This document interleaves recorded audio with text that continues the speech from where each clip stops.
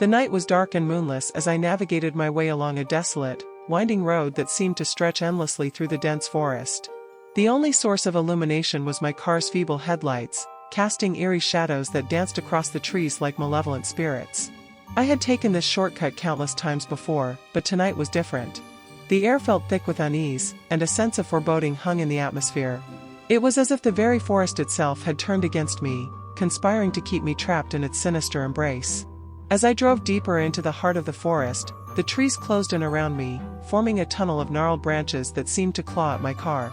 I could hear the wind howling through the leaves, creating an eerie symphony of whispers that sent shivers down my spine. Suddenly, my headlights flickered, then died completely, plunging me into pitch darkness. Panic washed over me, and my heart pounded in my chest. I fumbled for my phone, praying for even a glimmer of signal, but there was nothing. Straining my eyes, I could barely make out the faint outline of the road ahead. With trembling hands, I tried to restart the car, but it remained stubbornly dead.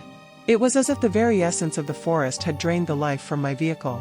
In the inky darkness, I heard strange, unsettling noises from the woods.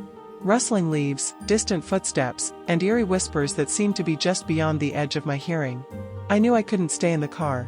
I had to find help, no matter how terrifying the forest had become. I reluctantly stepped out of the car and shone my phone's feeble flashlight into the surrounding darkness. The beam revealed gnarled trees with twisted branches that seemed to reach out for me, their shapes resembling grotesque figures lurking in the shadows.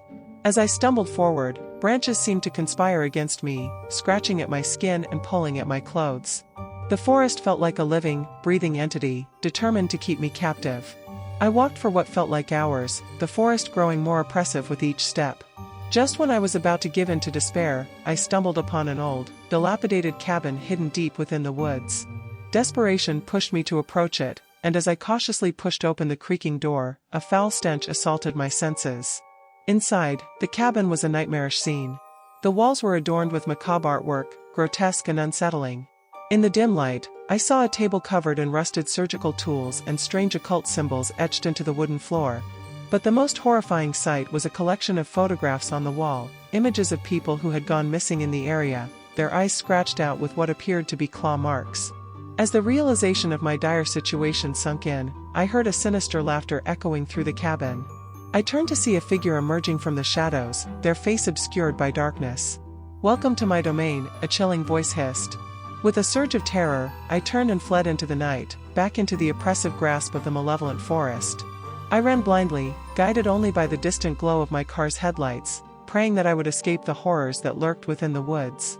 As I finally reached my car and sped away from that accursed place, I couldn't help but wonder if I had encountered something truly supernatural that night, or if the forest itself had conspired to become a living nightmare, determined to keep its secrets hidden from the world.